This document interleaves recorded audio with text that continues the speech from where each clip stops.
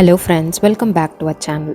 இன்றைக்கி தான் first time நம்ம வீடியோ பார்க்குறீங்க அப்படின்னா மறக்காமல் நம்ம சேனலை சப்ஸ்கிரைப் பண்ணிக்கோங்க. வாங்க வீடியோக்குள்ளே போகலாம். இந்த வீடியோவில் பார்த்தீங்கன்னா சிங்கப்பூரில் கிடைக்கிற பாபாஸ் முறுக்கு மிக்ஸ் வச்சு எப்படி சூப்பராக டேஸ்டியாக முறுக்கு செய்கிறது அப்படின்னு தாங்க பார்க்க போகிறோம். இந்த பேக்கெட்டில் இருக்க இன்ஸ்ட்ரக்ஷன்ஸ் வச்சு பார்த்தீங்கன்னா ஜஸ்ட் பிளெயின் வாட்டர் மட்டும் ஆட் பண்ணி நம்ம முறுக்கு செய்யலாம். பிளெயின் வாட்டர் மட்டும் ஆட் பண்ணாமல் கூட கொஞ்சம் ஸ்பைசஸ் எல்லாம் ஆட் பண்ணி இன்னும் இதோட டேஸ்ட் நம்ம எவ்வளோ என்ஹான்ஸ் பண்ணலாம் அப்படிங்கிறது தாங்க இந்த வீடியோவில் பார்க்க போகிறோம். இந்த ரெசிபிக்கு பார்த்தீங்கன்னா நான் 500 கிராம்ஸ் பேக், அதாவது 1/2 kg பேக் வந்து எடுத்திருக்கேன். ஸோ சால்ட் நம்ம பெருசாக இதில் ஆட் பண்ண தேவையில்லைங்க. ஸோ அதுலேயே சால்ட் வந்து ஆட் பண்ணியிருப்பாங்க. பட்டர் வந்து 1 டேபிள் ஸ்பூன் ஆட் பண்ணிக்கோங்க. பட்டர் வந்து நல்லா இந்த மாதிரி க்ரஷ் பண்ணி பிசைஞ்சுக்கோங்க, அந்த மாவோட நல்லா மிக்ஸ் ஆகிற மாதிரி. அதுக்கப்புறம் பெருங்காயம் 1 டீஸ்பூன் ஆட் பண்ணிக்கோங்க. சில்லி பவுடர், நார்மல் நம்ம வீட்டில் யூஸ் பண்ணுற chilli powder 1 tablespoon add பண்ணிக்கோங்க. ஓமம் 1 டேபிள் ஸ்பூன் ஆட் பண்ணிக்கோங்க. அதுக்கப்புறம் பார்த்தீங்கன்னா எள்ளு வந்து 1 டேபிள் ஸ்பூன் ஆட் பண்ணிக்கோங்க. இதை நல்லா கையில் வந்து நல்லா ப்ரெஸ் பண்ணி நல்லா அந்த மாவோட பிசைஞ்சு மிக்ஸ் பண்ணிக்கோங்க. நல்லா இந்த மாதிரி ஃபஸ்ட்டு ட்ரையாக இந்த மாதிரி அந்த பட்டர் வந்து தனித்தனியாக தெரியக்கூடாதுங்க.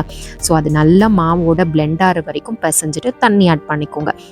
இப்போ வந்து நம்ம தண்ணி ஆட் பண்ணிக்கலாம். தண்ணி வந்து பார்த்திங்கன்னா 350 ml அந்த இன்ஸ்ட்ரக்ஷன்ஸில் கொடுத்துருக்காங்க. ஸோ அதே அளவு நம்ம ஆட் பண்ணி நல்லா சப்பாத்தி மாவு பதத்துக்கு வர வரைக்கும் பிசைஞ்சு எடுத்துக்கலாம். இந்த மாதிரி நீங்கள் கையில் எடுத்து பிசைஞ்சிங்க அப்படின்னா இந்த மாதிரி வரணுங்க. இதுதான் கரெக்ட் கன்சிஸ்டன்சி. இது வந்து கொஞ்சம் ஈஸியாக இருக்கும். ஓகேவா? ரொம்ப டைட்டாக பிசைஞ்சிட்டிங்க அப்படின்னா நமக்கு முறுக்கு புளியும் போது கொஞ்சம் கஷ்டமாக இருக்கும். ஸோ ஓரளவுக்கு ஈஸியாக இருக்கிற மாதிரி பிசைஞ்சு எடுத்துக்கோங்க. இந்த மாவை வந்து ஒரு 10 மினிட்ஸ் போல் ரெஸ்ட் பண்ண விட்டுருங்க. அந்த ரெஸ்டிங் டைமில் நம்ம முறுக்கு புளிவோம்ல, அதுக்கு வந்து பேப்பர்ஸ் ஒன்று ரெடி பண்ணிக்கலாங்க. ஸோ தட் நமக்கு ஈஸியாக இருக்கும். பேக்கிங் பேப்பர் இருக்கும் இல்லைங்க, ஆர் பட்டர் பேப்பர்னு சொல்லுவாங்க. இந்த பேப்பர் எடுத்து இந்த மாதிரி குட்டி குட்டி பீசஸாக கட் பண்ணி வச்சுக்கோங்க. ஸோ தட் ஒரு முறுக்கு ஒரு ஷீட்டில் வந்து இந்த மாதிரி குட்டி பேப்பரில் வந்து நம்ம புழிஞ்சோம் அப்படின்னா அதை அழகாக எடுத்து எண்ணெயில் ட்ராப் பண்ணுறதுக்கு ரொம்ப ஈஸியாக இருக்கும், ரொம்ப ஹெல்ப்ஃபுல்லாகவும் இருக்கும். இந்த ஷீட்ஸோட சைஸ் வந்து நம்மளோட இஷ்டம் தாங்க. முறுக்கு சைஸை பொறுத்து நம்ம பேப்பரை வந்து கட் பண்ணி வச்சுக்கணும். இப்போ வந்து அந்த முறுக்கு புளியறதை வந்து நம்ம ஃபுல்லாக வந்து சீசன் பண்ணிக்கலாம். லைக் ஆயிலோ இல்லை கீயோ வந்து ஃபுல்லாக அப்ளை பண்ணிக்கோங்க. அதுக்கப்புறம் அந்த கீழே போடுறோம்ல பிளேட்டு, அதுலேயும் வந்து நல்லா கீ அப்ளை பண்ணிக்கோங்க. இப்போ மாவு அழகாக எடுத்து ஃபில் பண்ணி நம்ம முறுக்கு புளிய ஆரம்பிச்சிடலாம். இந்த மாவு மட்டும் நீங்கள் கரெக்டாக ஓரளவுக்கு சாஃப்டாக பிசைஞ்சிட்டிங்க அப்படின்னா முறுக்கு புளியறது வந்து ரொம்ப கஷ்டமாகவே தெரியாதுங்க. ஸோ அதை மட்டும் கேர்ஃபுல்லாக தண்ணி ஆட் பண்ணி நல்லா சாஃப்டாக பிசைஞ்சு வச்சுட்டிங்கன்னா நம்ம சூப்பராக முறுக்கு ரெடி பண்ணிடலாம். இப்போது நம்ம கட் பண்ணி வச்சுருந்த பேப்பர்ஸ் இருக்குது இல்லைங்களா, அதில் வந்து ஸ்டார்ட் பண்ணுவோம். அதுக்கு முன்னாடி நீங்கள் வந்து ட்ரையல் சும்மா கொஞ்சமாக அந்த மாவுலேயே புழிஞ்சு பாருங்கள் கரெக்டாக வருதா அப்படின்னு சொல்லிட்டு.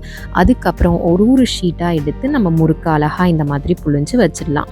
அதுக்குள்ளே ஒரு கடாயில் ஆயில் ஆட் பண்ணி வச்சுக்கோங்க. ஸோ தட் நீங்கள் புளியறதுக்குள்ளே ஆயில் நல்லா சூடாயிடும், டக்குன்னு நம்ம பொரிச்சு எடுத்துடலாம்.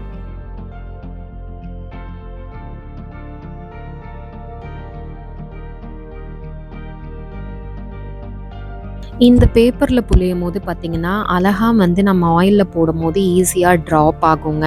அது நீங்கள் வீடியோவில் பார்க்கும் போதே உங்களுக்கு தெரியும். இல்லை உங்களுக்கு பேப்பர்லேருந்து எண்ணெயில் போடுறதுக்கு கஷ்டமாக இருக்குன்னா நம்ம கையிலையும் அழகாக இதை வந்து ட்ரான்ஸ்ஃபர் பண்ணிவிட்டு நம்ம எண்ணெயில் கையில் போட்டுக்கலாம். இப்போ நான் கையில் ட்ரை பண்ணுறேன். அடுத்த முறுக்கு பார்த்திங்கன்னா பேப்பரோட இந்த மாதிரி பார்த்திங்கன்னா ஈஸியாக அது ஃபால் ஆகிடும் எண்ணெயில். ஸோ எண்ணெயும் ரொம்ப பெருசாக தெறிக்காது. ஸோ இது வந்து நிஜமாவே ரொம்ப ஹெல்ப்ஃபுல் டிப்புங்க. நீங்கள் இந்த முறுக்கு இல்லை வேறு எந்த முறுக்கோ இல்லை தட்டையோ வீட்டில் செய்கிறீங்கன்னா அப்போ கண்டிப்பாக இந்த டிப்பை ஃபாலோ பண்ணி ட்ரை பண்ணி பாருங்கள். முறுக்கு வந்து ஒன் சைட் குக் ஆன உடனே அந்த பொங்கி வர்றது வந்து கொஞ்சம் அப்படியே குறையுங்க. அந்த ஸ்டேஜில் முறுக்கை ஃப்ளிப் பண்ணி விட்டுருங்க. அதுக்கப்புறம் திரும்பவும் நல்லா அது குறைஞ்ச அப்புறம் பார்த்தீங்கன்னா முறுக்கு நல்லா வெந்துருச்சுன்னு அர்த்தம். ஸோ அந்த பாயிண்டில் நீங்கள் எடுத்துடலாம்.